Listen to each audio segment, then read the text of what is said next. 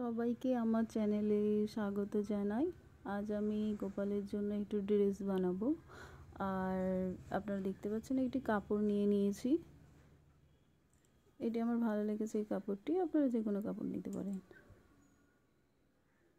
এই কাপড়টিকে আমি একটা টুকরো কেটে নিয়েছি, লম্বা একটা টুকরো করে নিয়েছি। আর আমার আরেকটি টুকরো লাগবে।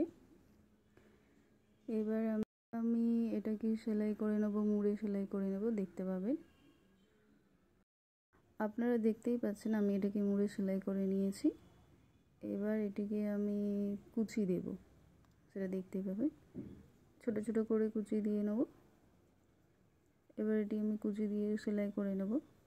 এই দেখতে পাচ্ছেন যে একটা একটা করে কুচি দিচ্ছি।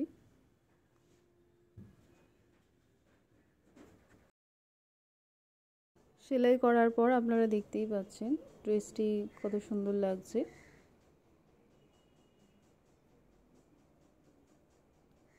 এবার এটির আমি উপরের পার্টটি করার জন্য একটা ছোট কাপড়ের টুকরো নিয়েছি, সেটিকে আমি এবার 4 ভাঁজ করে নেব। এই এক ভাঁজ করে নিয়ে এবার তার মাঝখান থেকে আমি ভাঁজ করে নিলাম গলা শেপ দেওয়ার জন্য। এবার এটি আমি 1 ইঞ্চি মতো কেটে নেব। এবার কেটে নেওয়ার পর আপনারা দেখবেন, কেটে নেওয়ার পর দেখতেই পাচ্ছেন একটা সুন্দর গলা শেপ এসেছে। এবারে আমি দুপাড়ের কাপড় মুড়ে নেব। এবার এক পাড়ের কাপড় মুড়ে নেব, আর একটি পার্ট মুড়ব না, সেলাই করব না, কারণ ওই পার্টটি নিচের যে কুচি দেওয়া কাপড়টি আছে তার সাথে ওটা জোড়া হবে। এবার দেখতেই পাচ্ছেন যে আমি সেলাই করে নিচ্ছি। সেলাই করা হয়ে গেলে আপনারা দেখুন আরেকটি পার্ট সেলাই করা হচ্ছে।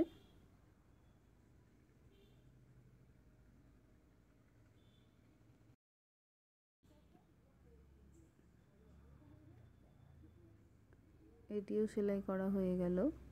এবার আরেকটি পার্ট আমি মুড়ে সেলাই করে নেব। একটাই করে, এটা দুভাঁজ করে মুড়ছি না, একটাই কারণ এটা দুভাঁজ করে না মুড়লেও হবে।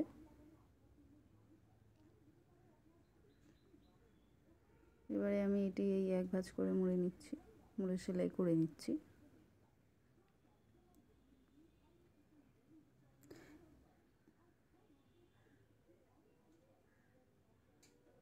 এরপর আমি গলার যে শেপটা আছে সেটা দেখুন যে একটা ছোট কাপড় নেব, তার জন্য আলাদা করে টুকরো কাটা আছে। এই গলার শেপটিকে সেলাই করে ভেতরে মুড়ে দেওয়া হবে।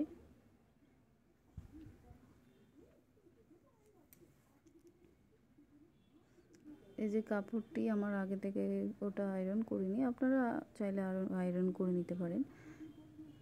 ওই কাপড়টিকে রেখে এবার আমি উল্টো সাইড দিয়ে সেলাই করে। এই সেলাইটি যেরকম আপনারা সুন্দর করে করবেন, সেরকমই গলার শেপটা যেমন কাটা হয়েছে সেরকমই সেলাই করলে সুন্দরভাবে দেখতে সুন্দর হবে। পুরোটা সেলাই করার পর দেখুন কেমন লাগছে।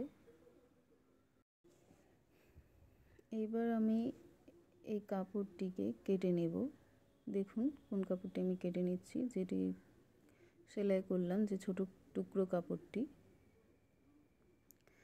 এবার কাটার পর এবার সামন দিক থেকে আমি সেলাই করেছিলাম, এবার সেই সামনের দিক থেকে ওই কাপড়টি পিছনে আমি নিয়ে আসব। এই কাপড়টি পিছনে আনার পর আস্তে আস্তে নিয়ে চলে আসার পর দেখছেন কেমন লাগছে। এবার আমি এটিকে সামনের দিক থেকে একটা চাপ সেলাই দেব। এবার চাপ সেলাই দেওয়ার পর দেখছেন কেমন লাগছে। এবার এই দুটো কাপড় আমি জুড়ে নেব সেলাই করে।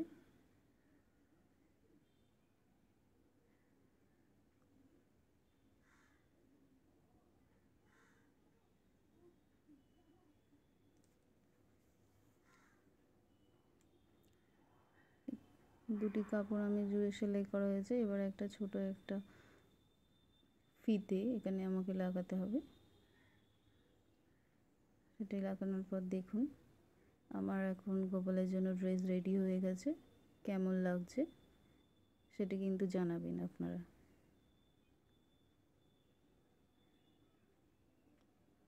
ভালো লাগলে জানাবেন।